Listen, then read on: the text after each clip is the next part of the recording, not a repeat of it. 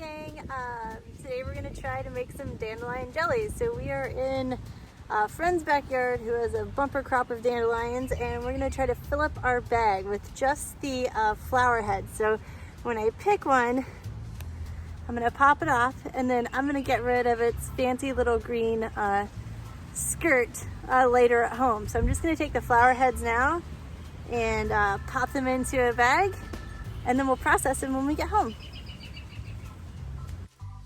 Okay, Barnaby, my little helper buddy here, he's inspecting our next step here, which is I'm just going to take a pair of scissors and kind of take each of these flower heads and sort of make the petals lay down together, and then I'm just going to cut off the green part because we don't really want that in our jelly. It'll make it more bitter. So I'm just going to go ahead and do that for this bag. I filled up a pretty good sized bag because I wanted to have a lot of the yellow part. Thank you, buddy. So as long as I have enough to get me a few cups of the flowers, that's really what I need to happen.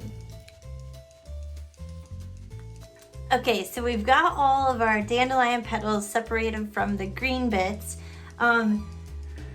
I think you're supposed to actually have more like 4 cups of dandelions, but I kind of exhausted my supply and only have like 2 cups. So it's a kitchen experiment. We'll see what happens.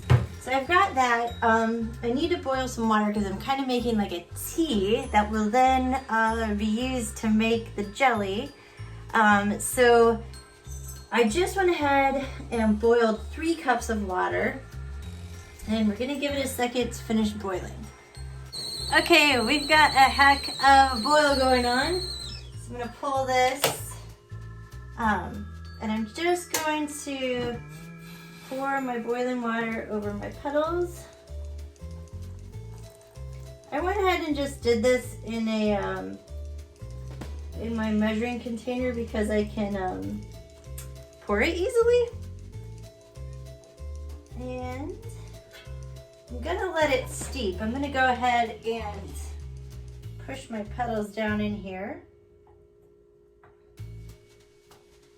hoping to get about 3 cups of liquid at least out of this, but we'll see what happens. And I'm gonna let it steep. I'm just gonna put this plate over it. There we go. My cloth over it so I remember not to burn the heck out of my hands when I pull it off. So I'm gonna leave it for like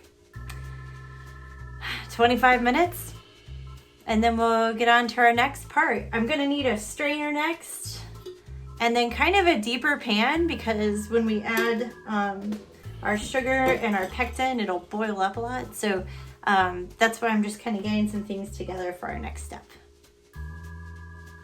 Okay, so I've let my dandelion tea steep for I think 20 minutes now. So I'm just gonna take a look at it.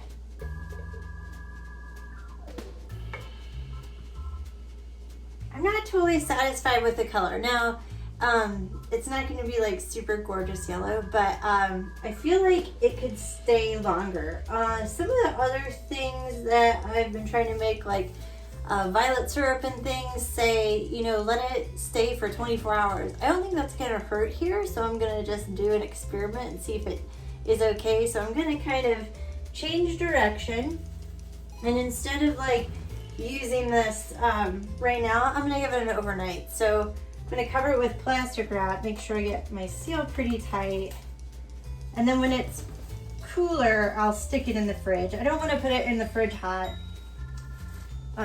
Of course, make sure we have that pressed down. So we'll let that chill out. See what I did there? In the fridge for 24 hours, and then we'll come back and look at making the actual jelly itself. Okay, it's day 2, and we've got our dandelion tea recovered from the refrigerator, and I've got a pot here and a strainer. I'm gonna go ahead and strain my tea into this measuring cup though, because I wanna see how much liquid I actually have. I'm a little worried that I won't have enough liquid for the pectin and the sugar that I've got ready and set aside. So this will be our first step, just to strain this, and I'm gonna go ahead and press it down really well so I can see how much liquid I can extract from our flowers.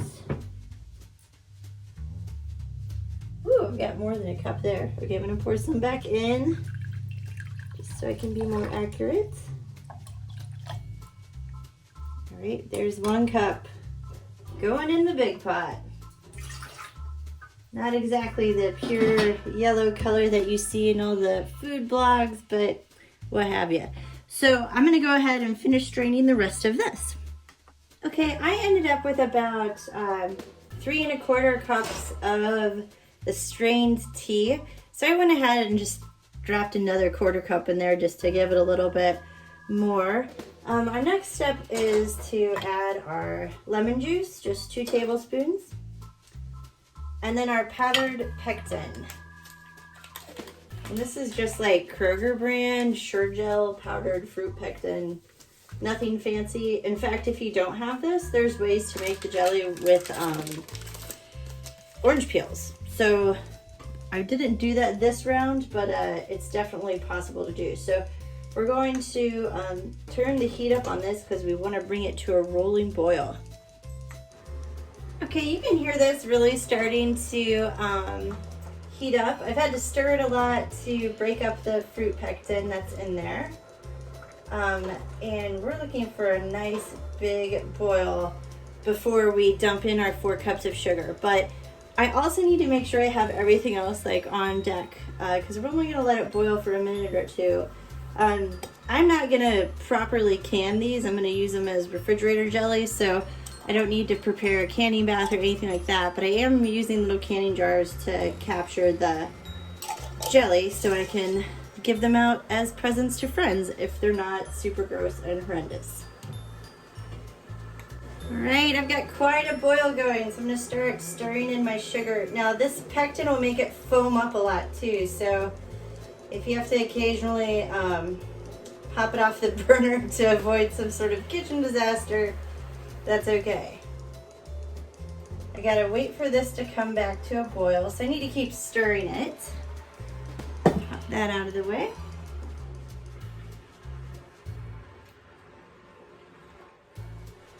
Ooh, it smells almost like honey right now. It's awesome.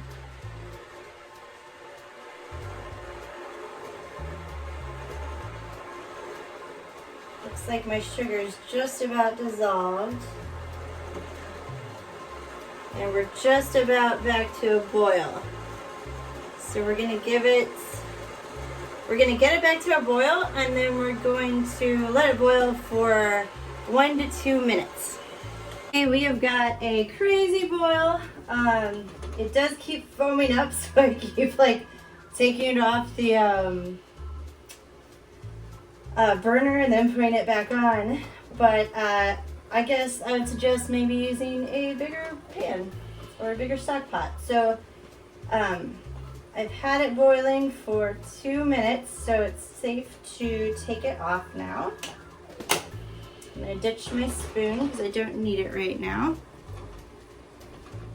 And then I'm gonna pour my liquid into my big measuring cup.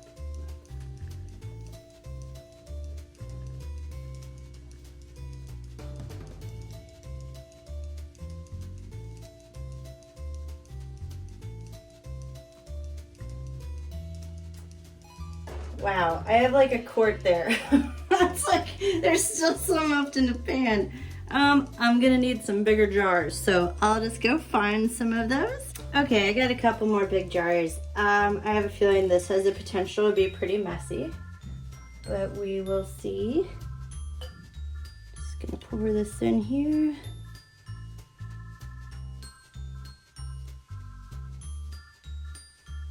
Right.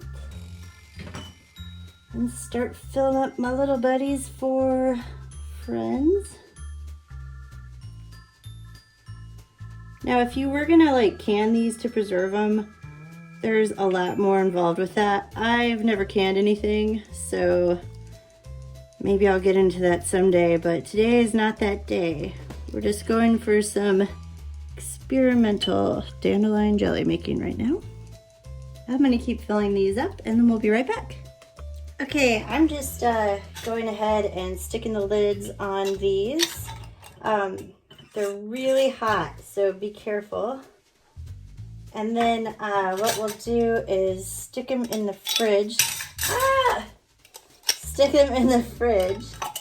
And once they set up, we'll give them a taste test and see how they turn out. So we'll be back in a while. All right, it's time to try out our dandelion jelly. It actually set up really good. And I'm just gonna bust into one of the big jars I have. All I did was butter some toast here. Woo! And make a delicious egg for breakfast. So, we're gonna give this a shot. Ooh! I don't have good jelly control. It's okay. Let's see.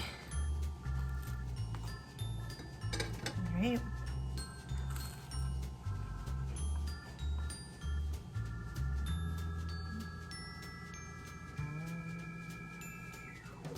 I think this might be the best jelly I've ever made, but I've only ever made 3 in my lifetime, so this would be the best.